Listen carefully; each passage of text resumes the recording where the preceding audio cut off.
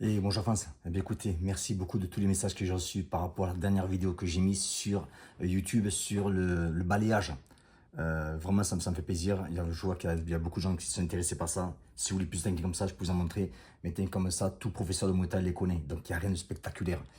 Ce qui est spectaculaire, par contre, c'est certains trous du cul. Putain. Il n'y en a pas beaucoup, Dieu merci, dans la chaîne. Dieu merci, quoi. Qui mettent des petites critiques. Les mecs, ils sont forts derrière le clavier, quoi. Il y en a qui ont dit, en fait, que ce que je montre, c'est pas possible. C'est pas possible, mais ils ne connaissaient pas le Muay Thai ou quoi. Le Muay Thai, c'est l'art des 8 limbs, c'est-à-dire des 8 limbs, de pointe, de coude, de genoux, de jambes. Mais il y a le clinch, mais il y a les balayages, les saisies. Donc, tout professeur de Muay Thai ou tout combattant de Muay Thai vous dira que quand tu saisis une jambe, ben, l'intérêt c'est quoi? C'est soit de marteler la jambe d'appui, soit de faire un balayage, soit de faire avancer pour passer un coup de pied sauté, un coup de genou sauté, soit de l'attirer, c'est-à-dire de faire venir vers nous pour le pousser et partir, ça s'appelle un coup de coude retourné ou un tiré du droit, un coup de coude droit. Il y a plein de techniques, c'est une chier technique. Ben, si, ça marche. Ce que je vous dis, ça marche. Donc, ces mecs-là, en fait, tout simplement, c'est qu'ils sont pratiquants de Muay Thai à l'ordinateur que le dimanche et sur le clavier, ils sont très forts. Sur le clavier, ils sont très forts. Voilà.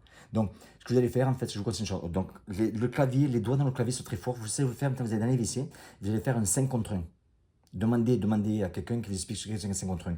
Mais vu ce que vous écrivez, non, 5 c'est pas bon. Peut-être un 2 contre 1, ça vous suffira largement. Voilà, c'est ce que je veux dire.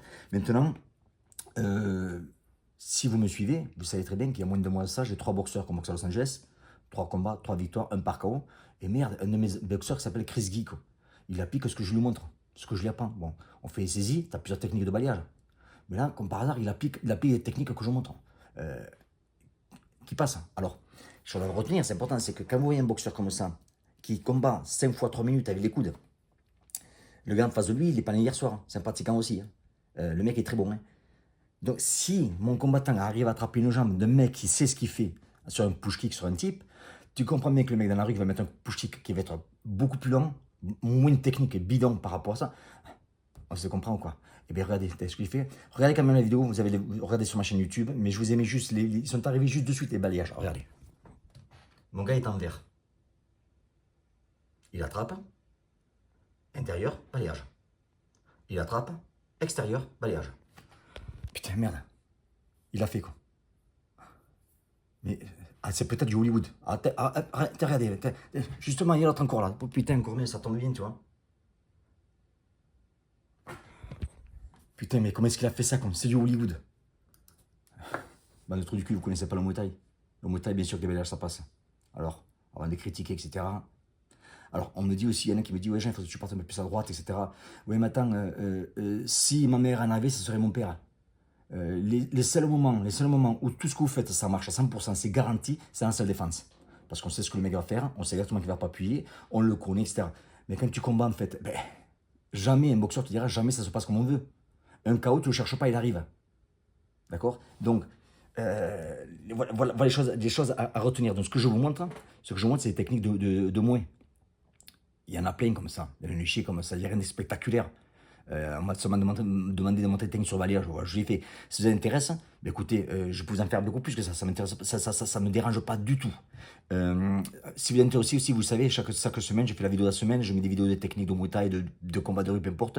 Vous me suivez et vous serez informé. Chaque fois, je mets une vidéo privée. Elles sont privées pourquoi? Parce que si je les mets sur YouTube, je vais me faire censurer de suite avec mon langage, ça passera pas quoi. Donc voilà un petit peu pourquoi, encore une fois, ce que je vous ai montré, ça marche. Je vais les montrer, la preuve. Ceux qui pensent que ça ne marche pas, eh bien, écoutez, vous êtes des débutants, vous connaissez que dans le Muay Thai. Par contre, vous êtes très fort à écrire. Très fort à écrire. Alors, continuez, écrivez des livres.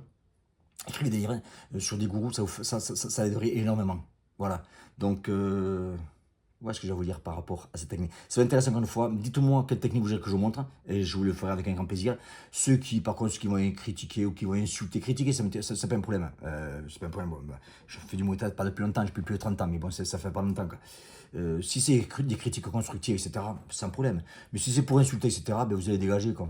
Je n'en ai rien à foutre. Je vous rappelle que je ne vous demande pas de venir me voir. Vous venez chez moi. Donc, si tu viens chez moi, je m'excuse, mais je dois te foutre à la porte. Voilà. Si ça ne te plaît pas, ben tu dégages. Si par contre, c'est choses que tu veux dire, amener du contenu, etc., avec un grand plaisir, je discute.